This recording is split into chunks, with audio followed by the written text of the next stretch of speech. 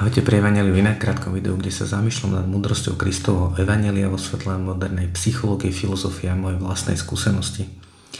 Dnes by som chcel vystihnúť jeden moment alebo zamyslieť sa nad svetom myšlienok a svetom skutkov. Podľa Evanjelia nebudeme súdení z toho, ako sme rozmýšľali, o čom sme rozmýšľali, ale budeme súdení podľa skutkov. Písmo, Biblia nazýva skutky ovocím života. Hej. A to, čo rozhoduje, to, čo sa naozaj deje, nie je to, ako rozmýšľaš alebo čo rozmýšľaš, ale ako sa zachováš. Akcia. A túto hranicu medzi akciou a životom alebo medzi rozmýšľaním, svetom myšlienok a životom popisuje okrem iných aj Phil Stutz, to je jeden z moderných koučov, psychológov, motivačných speakerov. Ak ste niekto nevideli, tak si určite pozrite film Stutz na Netflixe, stojí to za to. A on hovorí o tom, že vo svete myšlienok sa nič nedieje, to je proste svet, kde sa možno prokrastinuje, kde nad tým rozmýšľaš a tak ďalej, kde sa naozaj deje život, kde je prítomné je to nebezpečenstvo, treba aj odvahu a tak ďalej, je proste svet skutkov, svet akcií. A prirovnal by som to asi k tomu, že osobne ja napríklad som človek, ktorý veľmi veľa rozmýšľa, než sa niečo odhodlá spraviť, potrebujem si to zanalyzovať, zľava správať, premyslieť a veľakrát tí, ktorí ma poznajú, vedia, že zbytočne veľa ako keby rozmýšľam predtým, než niečo urobím. Proste som málo praktický, som príliš veľakrát stratený v sebe a málo praktický.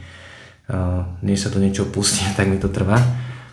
A taká tá moja životná skúsenosť je, že Phil Stutz hovorí o tom, že aj keď sa ti nechce, že treba začať. Hej, že objekt, ktorý je v pohybe, má tendenciu zostať v pohybe. To sú Newtonové zákony, ale podobne to platí aj s tým, že nechce sa mi cvičiť. Hej, cvičím každý deň 20 minút a niekedy sa mi naozaj že nechce. Tak dobre, idem si dať minútu. Dáš si minútu, ostaneš cvičiť 5 minút a nakoniec odcvičíš celých 20, hej, nechce sa mi dať si studenú sprchu. OK, dám si len sekundovú alebo 5 sekundovú a už keď si ju dám, tak proste vydržím tých 30 sekúnd, čo mám záväzok každý deň. Platí to s milión ostatnými vecami, že nechce sa ti do toho, ale ako náhle začneš, tak proste už to ide, hej. On tam, Phil Stutz spomína jeden príklad, že môžeš rozmýšľať nad tým, že si ideš otvoriť donut shop a môžeš teraz sa zamýšľať, aké donaty tam budeš mať, zelené, ružové, hnedé, aké príchute, čo ľudia budú jesť, nebudú jesť, môžeš si robiť analýzy, ale že najlepšie je ten donut shop proste otvoriť, začať predávať a trh ti ukáže, ľudia ti ukážu, čo im chutí, čo im nechutí. Hej, tam sa proste nedopracuje žiadnymi analýzami k tomu, aby si zistil, že čo bude úspešný biznis, proste to sprav. Ak máte v živote nejakú vec, ktorej sa bojíte, ktorú dlho odkladáte, tak vykročte prvý krok. A keď to takto začnete robiť vedome vo svojom živote s vecami, do ktorých sa vám nechce, zrazu príde úžasná ľahkosť, príde dobrý pocit z toho, že ste to dali, že som to proste dokázal, som to spravil a nebudete si v hlave tlačiť proste sračky pred sebou, hej, že toto ešte mám spraviť, toto mám spraviť a proste to sa mi nechce, to odkladám. A to je cesta k takému nepokoju a je to cesta v podstate do pekla, hej. Nechce sa ti učiť, začni, otvor len knihu, hej. Nechce sa ti umývať riad, umý jeden tanier a nakoniec umýš celú kuchyňu, hej. Nechce sa ti odpovedať na nejaký e-mail, nechce sa ti objednať auto do servisu, nechce sa ti objednať motorku do servisu. Môžem tu menovať veľa príkladov, všetky sú by the way z môjho života. A je úžasne oslobodzujúci pocit proste spraviť prvý krok a tá akcia vás vedie. A ešte by som to prirovnal, jedno prirovnanie.